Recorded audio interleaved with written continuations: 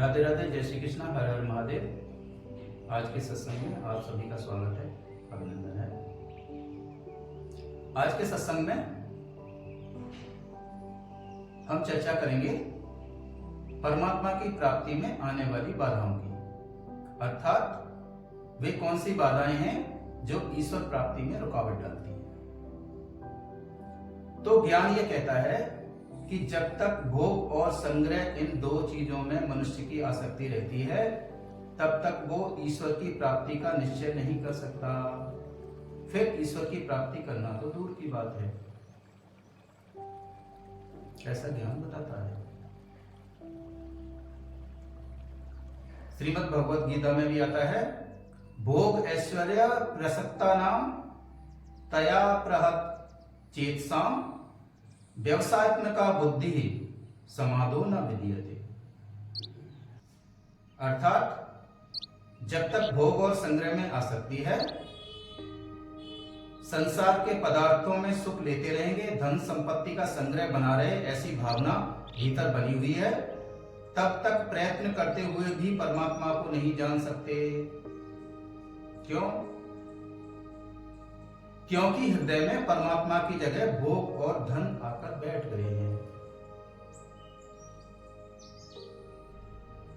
जिस हृदय में ईश्वर को विराजमान होना था, उसमें आपने भोग पदार्थ और धन संपत्ति को स्थान दे दिया।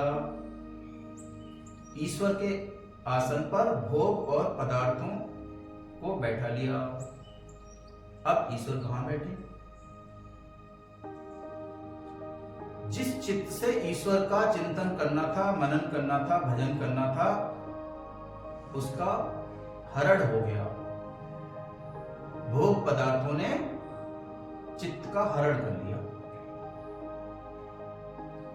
चित्त का हरण हो गया अर्थात चेतना का हरण हो गया। तो ईश्वर का चिंतन, मनन, ध्यान, भजन कैसे हो? चित्त का हरण होने से उसका बुद्धि से नियंत्रण हट गया। अब हमारी बुद्धि एक नहीं रही, अनेक बुद्धियां हो गई। जो अपना कल्याण करना चाहता है, उसकी बुद्धि एक होती है। अनेक बुद्धियों से ईश्वर की प्राप्ति नहीं होती। गीता में क्या कहा गया है? व्यवसात्मका बुद्धि रेखा कुरुनंदन। कुरुनंदन अर्जुन जी को कहा गया है। तो बुद्धि एक होनी चाहिए। व्यवसात्मका बुद्धि का अर्थ होता है केवल हमें ईश्वर की प्राप्ति करनी है, ऐसी बुद्धि का निश्चय करना ही व्यवसात्मका बुद्धि है। अर्थात बुद्धि का ये निर्णय, ये एक निश्चय कि अब केवल ईश्वर की प्राप्ति करनी है, ऐसी बुद्धि को व्यवसात्मका बुद्धि कहते हैं।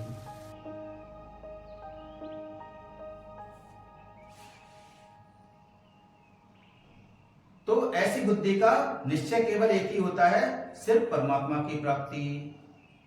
इसलिए इसे बुद्धि का एक होना कहा गया है। किंतु जो लोग भोग पदार्थों में, संसार के भोगों में आसक्त रहते हैं, उनकी बुद्धियां अनंत होती हैं, एक बुद्धि नहीं होती। जैसे मुझे धन मिल जाए, मुझे संपत्ति मिल जाए, मुझे भोग ऐश्वर्य मिल जाए,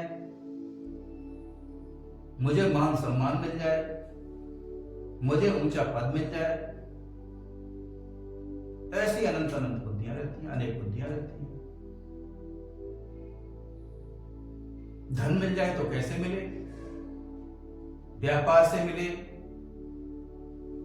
या नौकरी से मिले, या चोरी से मिले, क्या किसी के धन का हरण करने से मिले? ऐसी अनंत अनंत बुद्धियां रहती हैं। तो ऐसी अनंत बुद्धियों से ईश्वर की प्राप्ति नहीं हो सकती। ऐसी अनंत बुद्धियां ईश्वर प्राप्ति का निश्चय नहीं कर सकती। गीता में ईश्वर ने परमात्मा प्राप्ति के निश्चय की एक विलक्षण महिमा बताई है कि अगर हमारी बुद्धि एक हो, परमात्मा प्राप्ति करने वाली बुद्धि हो, एक ही निश्चय हो, तो उसकी क्या महिमा है? अपचेत्सु दुराचारो भजते माम अनन्य भाव, ऐसा कहा गया है गीता में। अर्थात जो सोपांग दुराचारी है, जिसके दुराचरण में, पापाचार में कोई कमी नहीं है, ऐसा पापी से पापी मनुष्य भी अगर एक निश्चय कर ले, ईश्वर प्राप्ति का निश्चय कर ले, तो उसको साधु ही मानना चाहिए। साधुरेव च मंतव्यः, ऐसा कहा गया है ईश्वर के द्वारा गीता में कि अगर पापी से पापी, दुराचारी से दुराचारी, अधर्मी से अधर्मी मनुष्य भी ईश्वर प्राप्ति का निश्चय कर ले, एक निश्चय कर ले, एक बुद्धि कर ले, तो उसको साधु ही समझना चाहिए। साधुरेव स मंतव्यः, भगवान उसको साधु ही मानने की आज्ञा देते हैं। क्यों? क्योंकि उसने परमात्मा प्राप्ति का निश्चय कर लिया। उसका एक लक्ष्य बन गया कि अब चाहे कुछ भी हो जाए, मुझे तो केवल भगवान की तरफ ही चलना है। एक लक्ष्य बन लिया उसने।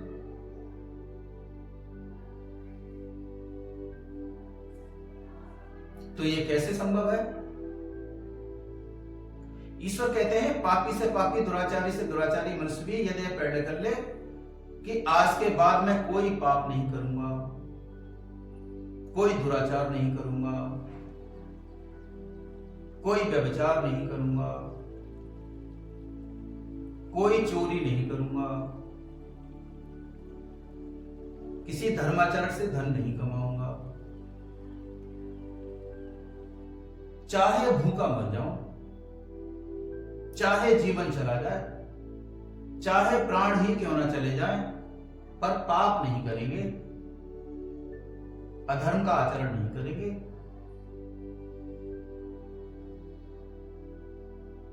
तो क्या होता है? तो ये जो संकल्प है, ये पाशुपतास्त्र का काम करता है। पाशुपतास्त्र का अर्थ है पशुपतिनाथ जी, अर्थात शिव जी का अस्त्र। शिव जी के अस्त्र की तरह काम करता है। कैसे? महाभारत के युद्ध से पहले अर्जुन जी ने ब्रह्मा विष्णु महेश तीनों भगवान की आराधना की कि मैं भगवान मुझे अस्त्र चाहिए, महाभारत के युद्ध में मेरी विजय हो, ऐसा कोई अस्त्र दीजिए। तो ब्रह्मा जी ने अपना ब्रह्मास्त्र दिया, विष्णु जी ने अपना वैष्णव अस्त्र दिया, और भगवान शिव जी के पास गए तो उन्होंने अपना पाशुपतास्त्र दिया।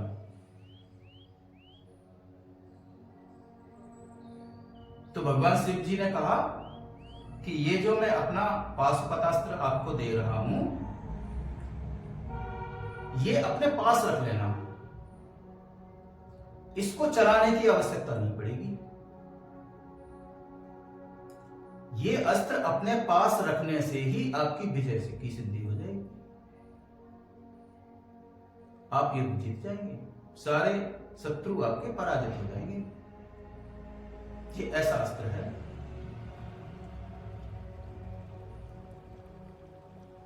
ये मन से चलता है, ये आंखों से भी चलता है, ये शब्दों से भी चल सकता है, और इसे धनुष से भी चला सकते हैं, किंतु इसको चलाना मत। इस अस्त्र को रखे रहने से ही आपकी विजय हो जाएगी। अगर चला दिया तो महाप्रलय हो जाएगी, चलाना नहीं। ऐसे ही जब पापाचारी, दुराचारी,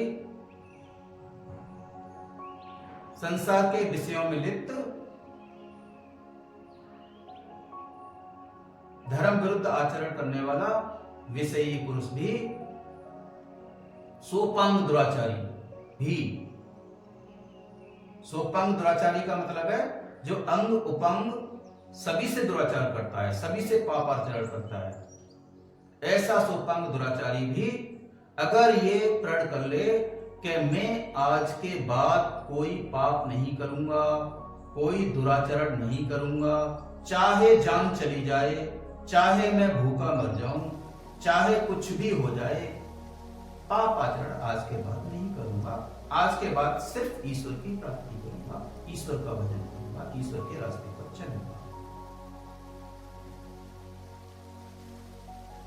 तो ये जो चाहे जान चली जाए, चाहे भूखा मर जाऊं, चाहे प्राण त्याग दूं, लेकिन पापाचरण ना करूं,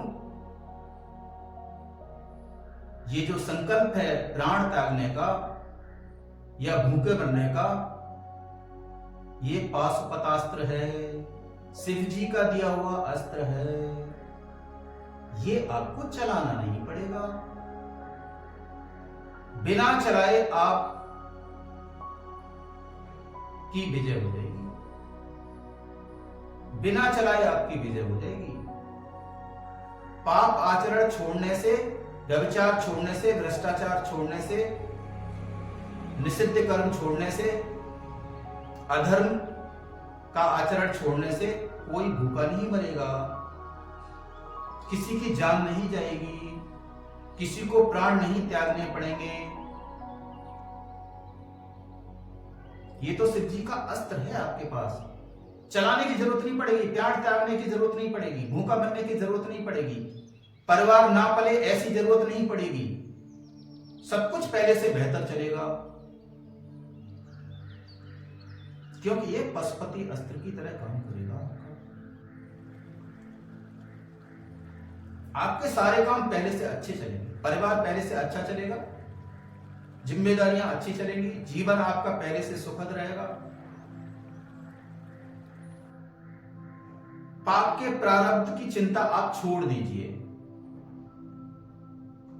ईश्वर ऐसे मनुष्य के प्रारब्ध को निष्क्रिय कर देते हैं, उसको नष्ट कर देते हैं, उसको आग लगा देते हैं। इससे बढ़िया बात और क्या हो सकती है? इससे अच्छा उपाय और क्या हो सकता है? अपने प्रारब्ध से छूटने का, अपने पापों के आचरण से छूटने का और ईश्वर की भक्ति में आगे बढ़कर ईश्वर प्राप्ति करने का। ये सबसे बड़ा शिव जी का अस्त्र है, पशुपतिनाथ जी का अस्त्र है। ये पास रखने से ही आपकी विजय हो जाएगी, पापों से छूट जाएंगे, प्रारब्ध से छूट जाएंगे, जन्म मरण से छूट जाएंगे, ईश्वर की प्राप्ति सरल हो जाएगी। किंतु शर्त यह है कि आप अपने प्रारब्ध से बचने के लिए ये मुखौटा ना ओढ़ें कि अब हम ईश्वर के रास्ते चलेंगे। आपकी प्रतिज्ञा में सच्चाई होनी चाहिए, आपके संकल्प में सच्चाई होनी चाहिए।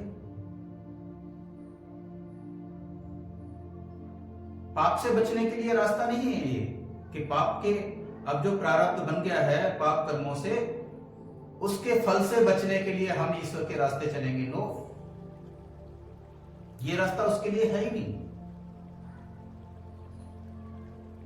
प्रारब्ध तो उनका बदलता है जो पापाचरण छोड़कर किसी भी तरह ईश्वर को प्राप्त करना चाहते हैं, संसार के भोग को छोड़कर, संसार के पदार्थों को छोड़कर, अपने प्रारब्ध की चिंता ना करते हुए, अपने कर्म फल की चिंता ना करते हुए जो आगे बढ़ना चाहते हैं ईश्वर के रास्ते में, ईश्वर ने उनका रास्ता खोला हुआ है, उनके लिए विकल्प खोला हुआ है कि आप अपने पाप कर्मों को छोड़िए, प्रारब्ध की चिंता मत करिए, उसको मैं भस्म कर दूंगा। ऐसा भगवान का आश्वासन है हर किसी के लिए भक्ति मार्ग में चलने के लिए पापी से पापी आदमी के लिए भी, व्यक्ति के लिए भी मना ही नहीं है। क्यों?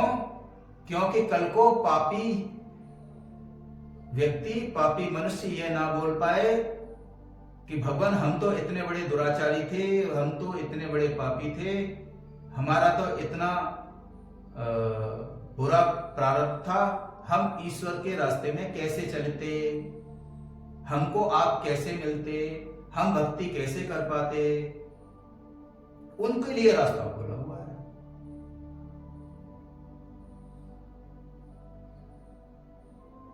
आज के बाद आप ऐसा नहीं करेंगे, ऐसा निश्चय कर लीजिए। आपका प्रारब्ध चाहे जैसा भी हो, आपके कर्म चाहे जैसे भी हो, आपका आचरण चाहे जैसा भी रहा हो, आज के बाद नहीं करेंगे, ये दृढ़ निश्चय कर लीजिए। और केवल ईश्वर के रास्ते चलना है, केवल भगवान के रास्ते चलना है, संसार के भोगों के रास्ते नहीं चलना है, ये दृढ़ निश्चय कर लीजिए। तो ईश्वर ने आपके लिए रास्ता खोला हुआ है। तो ज्ञान कहता है कि चाहे गृहस्थ हो, साधु हो, ज्ञानी हो, अज्ञानी हो, जब तक भोग और उनके संग्रह में रुचि बनी रहेगी तब तक वह परमार्थिक मार्ग पर नहीं चल सकता। यदि हमारे धन और धन के संग्रह में रुचि नहीं है तो करोड़ों अरबों रुपए भी हमको नहीं अटकाएंगे। जैसे हम बैंक में जाते हैं, बैंक में करोड़ों रुपए भरे रहते हैं। आपने देखा होगा ना कभी, कैशियर के पीछे पूरी केबिन भरी रहती है नोटों के बंडलों से। क्या आपको वो अटकाते हैं? क्या आपको वो रोकते हैं बैंक में कि रुक जाइए, धन यहां पर है? नहीं।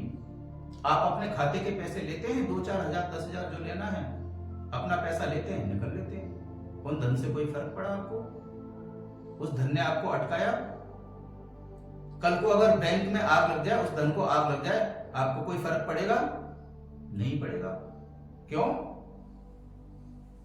क्योंकि उस धन में आपकी आसक्ति नहीं है, उस धन में आपकी प्रीति नहीं है। ऐसे ही संसार में बहुत आलीशान घर, मकान, संपत्तियां बनी हुई हैं। शहर में बहुत सारी आलीशान कोठियां बनी हुई हैं। आप सड़क से निकलते हुए चले जाते हैं, वो आपको रोकते हैं क्या, अटकाते हैं क्या? नहीं।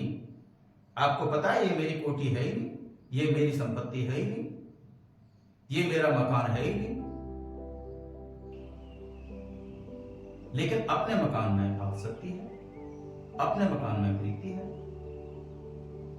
तो केवल आपका मकान अटकाता है, संसार के बाकी मकान नहीं अटकाते।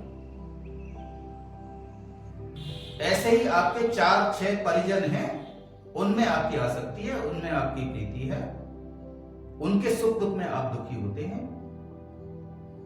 उनको तकलीफ होती है तो आपको तकलीफ होती है, आपको दुख होता है। संसार में हजारों लाखों लोगों की मृत्यु हो जाती है, आपको कोई फर्क नहीं पड़ता है। क्यों? क्योंकि उनमें आपकी आसक्ति नहीं है। अर्थात संसार की अधिकतर संपत्ति से, अधिकतर धन से, संसार के अधिकतर मकानों से और संसार के ज्यादातर व्यक्तियों से आप मुक्त हैं। आपका उनमें कोई बंधन नहीं है। बस आपका थोड़े से व्यक्तियों में, 1-2 मकानों में, थोड़े से धन में और थोड़ी सी संपत्तियों में ही आपकी आसक्ति है, उनमें ही थोड़ा सा आपका बंधन है। ज्यादातर संसार से आपका बंधन टूटा हुआ है पहले से ही। बस कुछ मनुष्यों से, कुछ व्यक्तियों से, कुछ धन से, कुछ संपत्तियों से ही हमारा मोह है, हमारा बंधन है। जो छोड़ दें तो काम हो जाए। थोड़ी सी चीजों से ही बंधन है, ज्यादातर चीजों के बंधन से मुक्त हैं हम। तो ये जो माना हुआ बंधन है, थोड़ी सी चीजों से, थोड़े से लोगों से, थोड़े से सुखों से, थोड़े से पदार्थों से, थोड़े से धन से, ये बंधन अगर हम तोड़ दें, इनमें राग करना, आसक्ति करना छोड़ दें, तो आज बंधन टूट जाएगा, आज मुक्त हो जाएंगे आप उनसे। आज आपकी बुद्धि एक हो जाएगी।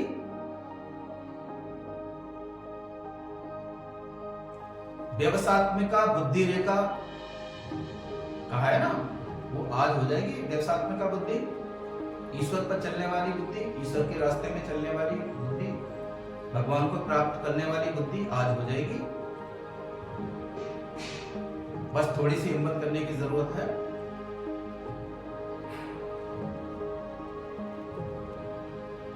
%99 से ज्यादा संसार से आपका बंधन पहले से नहीं है, टूटा हुआ है, छूटा हुआ है, मुक्त है ना। 1% से भी कम चीजों में बंधन है आपका। कौन सी बड़ी बात है? किंतु हम चाहते यही हैं कि ज्यादा से ज्यादा व्यक्तियों में, पदार्थों में ममता हो जाए, अधिक से अधिक भोग मिल जाए, अधिक संग्रह हो जाए, ऐसी इच्छा करते हैं। परंतु इच्छा करने से तो पदार्थ मिलेंगे नहीं। अगर मिल जाएंगे तो टिकेंगे नहीं,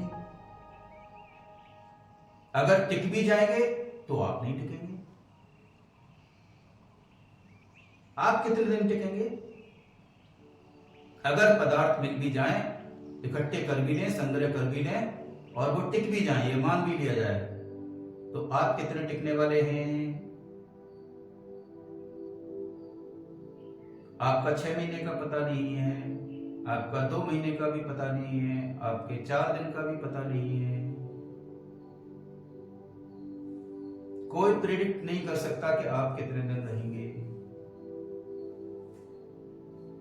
कोई गारंटी नहीं दे सकता कि मैं कितने दिन टिकूंगा, ये शरीर कितने दिन रुकेगा, कितने दिन जिंदा रहेगा।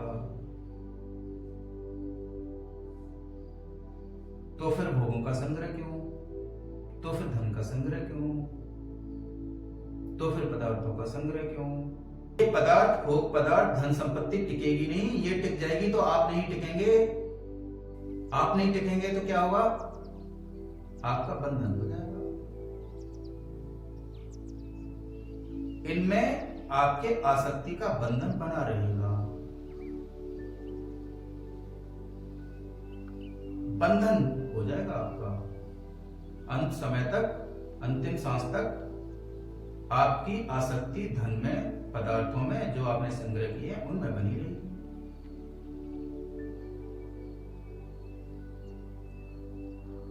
तो इसमें आपका हानि ही हानि है।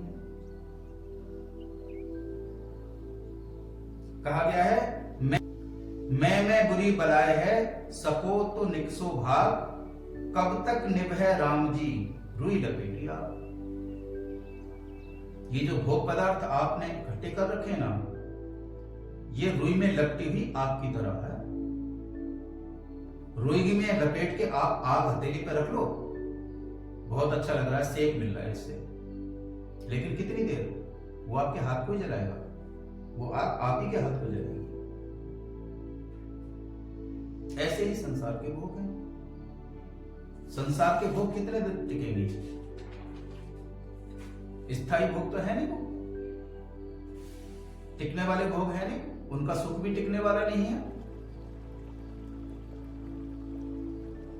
तो ना पदार्थ स्थायी है, ना उन पदार्थों का भोग स्थायी है।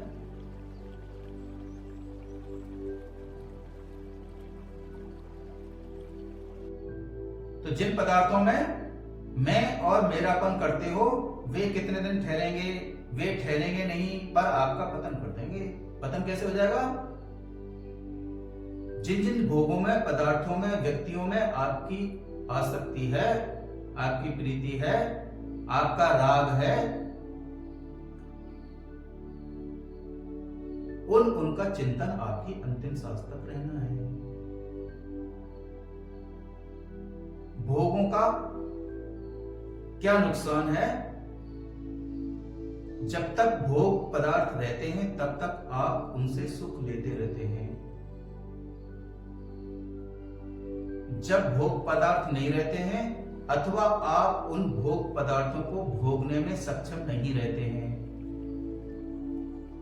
तो फिर आप उन भोग पदार्थों से दिए गए सुख का चिंतन करते रहते हैं। ईश्वर का चिंतन फिर भी नहीं होता। क्यों? क्योंकि महत्व बुद्धि में भोग और भोगों से लिए गए विनाशी सुख की वृत्ति बनी हुई है। काम, क्रोध, भय और प्रेम, इन चारों स्थितियों में हमारा चित्त पिघलता है और पिघले हुए चित्त में उस समय की जो स्मृतियां होती हैं वो चिरस्थायी हो जाती है, अमिट हो जाती है।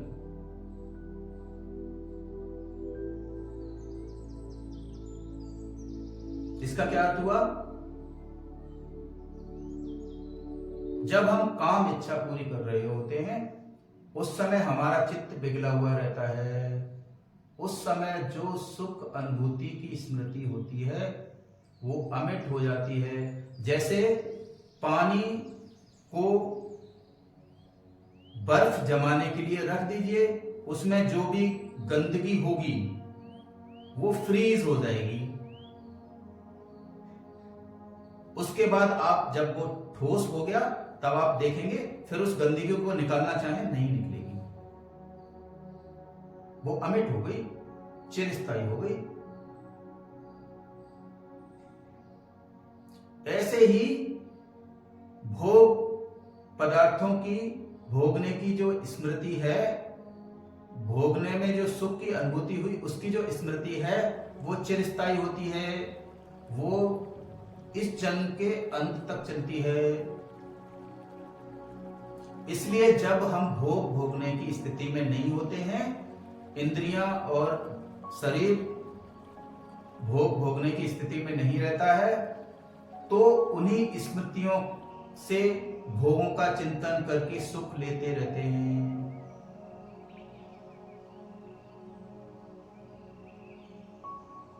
इसका अर्थ ये हुआ कि जब हम भोग भोगने की स्थिति में नहीं रहते तब भी हम भोगे हुए भोगों का चिंतन कर करके रसपान करते रहते हैं। फिर ईश्वर का चिंतन कैसे होगा? जो लोग ये सोचते हैं कि वृद्धावस्था में जब कोई काम नहीं होगा तब ईश्वर का भजन कर लेंगे, इसीलिए तब ईश्वर का भजन नहीं हो सकता, तब ईश्वर का चिंतन नहीं हो सकता, तब ज्ञान नहीं बैठता, तब सत्संग समझ में नहीं आता। क्योंकि काम के समय पिघले हुए चित्त में जो सुख की स्मृतियां हैं वो स्मृतियां चिरस्थायी रहेंगी, अमिट रहेंगी। इसी प्रकार क्रोध के समय जो भी व्यवहार आपका रहेगा, आपको किसी पे क्रोध आ रहा है या किसी से आपका कुछ झगड़ा हो गया, उस समय क्रोध आया, तो उस क्रोध के समय में जो किसी ने आपको कुछ कह दिया, दुर्व्यवहार कर दिया, वो अमिट हो जाता है, वो आप जीवन पर भूलते नहीं। इसने ऐसा कैसे बोला, इसने मेरा अपमान कैसे किया, छोड़ूंगा नहीं इसको। क्योंकि क्रोध के समय आपका चित्त पिघला हुआ था, क्रोध गया, चित्त फिर से कठोर हो गया, लेकिन उस समय जो भाव गए चित्त में वो अमिट हो गए। इसी प्रकार कभी आपको भय लगा हो किसी चीज से, जैसे कभी कोई अग्नि से जल जाए, गर्म दूध से जल जाए या किसी और चीज का भय हो, तो वो भय की स्मृतियां अमिट हो जाती हैं। जब भी अग्नि को देखेगा उसको भयभीत हो जाएगा। अगर कोई पानी में डूबते डूबते बचा हो तो उस समय भय की स्मृतियां उसके चित्त में अमिट हो जाती हैं। वो पानी को देख के उसे भयभीत होना शुरू हो जाएगा, भय लगने लगेगा उसे। कई बार साइकियाट्रिस्ट भी बोलते हैं भाई इसको आग पानी से दूर रखना, क्यों? उसकी मनोवृत्ति ऐसी है, उसमें भय की वृत्तियां बैठी हुई हैं। तो जैसे ही अग्नि देखता है उसको भय होने लगता है, जैसे ही जल देखता है उसको भय होने लगता है। तो क्योंकि हम काम के अधीन होकर सुख भोगों से अस्थायी सुख लेते रहे हैं, संसार के पदार्थों में सुख लेते रहे हैं, ऐश्वर्य का सुख लेते रहे हैं, उसकी जो सुख वृत्ति है वो स्मृतियों के रूप में कठोर हो चुकी हैं हमारे चित्त में। उसका नुकसान ये होता है कि जब हमारे पास भोग नहीं रहते या हम भोग भोगने की स्थिति में नहीं रहते, हमारा शरीर इंद्रियां भोग भोगने की स्थिति में नहीं रहती, तो वो स्मृति दृढ़ हो जाती हैं और हम उन स्मृतियों से चिंतन कर करके सुख लेते रहते हैं। इसलिए अंत समय में भी ईश्वर का चिंतन नहीं कर पाते, उस समय भी भगवान का भजन नहीं कर पाते।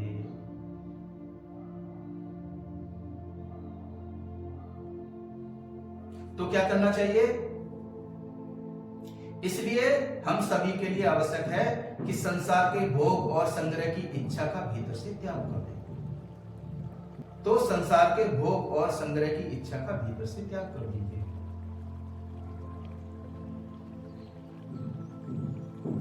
अतः यदि आप परमात्मा में निरंतर स्थिति का अनुभव करना चाहते हैं तो उत्पत्ति विनाश होने वाली वस्तुओं का आकर्षण मिटाओ। ये सारे भोग पदार्थ क्या हैं? उत्पन्न होते हैं, विनाश होता है, कुछ समय के लिए आते हैं, चले जाते हैं। इनका सुख भी उत्पन्न होने वाला और विनाश होने वाला है। क्षणिक सुख होता है, सुख भी नहीं होता, वो सुख का एहसास मात्र है, हमको लगता है ये सुख है। जैसे पीछे बताया ना कि दांत की बीमारी में खुजली और जलन दोनों ही बीमारी के ही रूप हैं।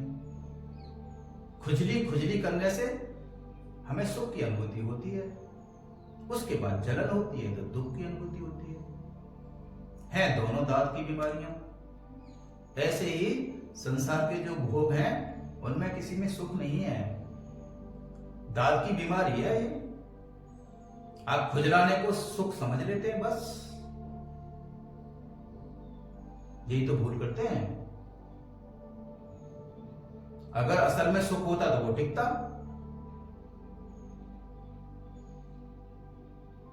आज आपने संसार के सुख भोगे, कल सुख विलीन हो गया, सुखी नहीं रहे आप, फिर नए भोग चाहिए।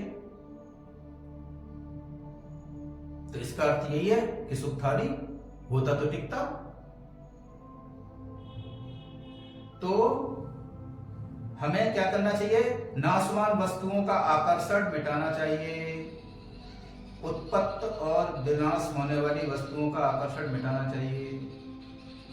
नाशवान वस्तुओं का आकर्षण मिटते ही अविनाशी की तरफ स्वतः आकर्षण हो जाता है। नाशवान चीजों से ध्यान हटा लीजिए, उनसे अपनी वृत्ति हटा लीजिए, उनसे मन हटा दीजिए, उनसे आकर्षण खत्म कर लीजिए। मान लीजिए ये अविनाशी है, मान लीजिए ये उत्पन्न नष्ट होने वाली चीजें हैं, ये खुद ही स्थायी नहीं है, तो उनसे मिलने वाला सुख कैसे स्थायी हो जाएगा? उनका आकर्षण मिटा दीजिए। तो जैसे ही नाशवान चीजों का आकर्षण मिटेगा, अविनाशी तत्व का आकर्षण बढ़ने लगेगा। अविनाशी तत्व परमात्मा तत्व में आकर्षण होने लगेगा और उसकी प्राप्ति हो जाएगी। अगर उत्पन्न और नष्ट होने वाले में फंसे रहोगे तो सदा साथ में रहने वाला अनुत्पन्न तत्व नहीं मिलेगा, उससे वंचित रह जाओगे।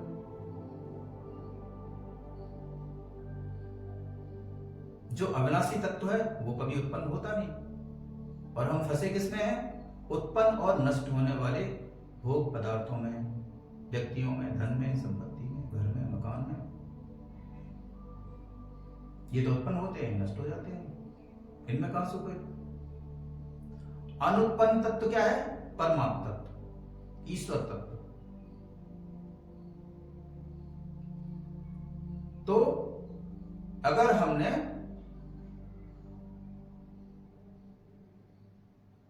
उत्पन्न और नष्ट होने वाले तत्वों में फंसेंगे, उन भोगों में फंसेंगे, तो अविनाशी तत्व का हमें बोध नहीं होगा, उससे वंचित रह जाएंगे। कुछ होगा नहीं, कुछ मिलेगा नहीं, न धन मिलेगा न धन रहेगा, न भोग मिलेंगे न भोग रहेंगे, न आप रहेंगे, केवल बंधन ही बंधन रहेगा।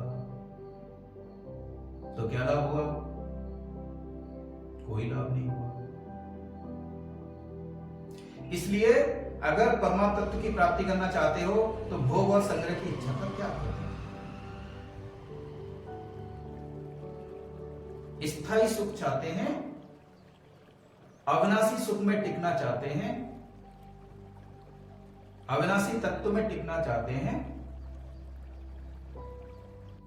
तो भोग और संग्रह की इच्छा का त्याग कर दो।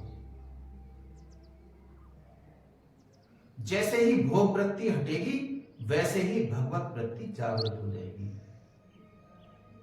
भोग वृत्ति हटी, भगवत वृत्ति जगी।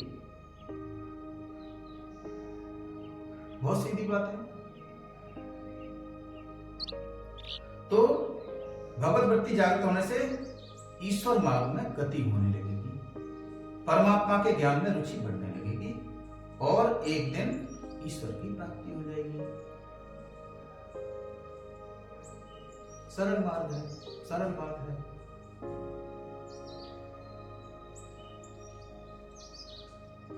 तो आपने आज का सत्संग सुना, इसके लिए बहुत बहुत धन्यवाद, साधुवाद।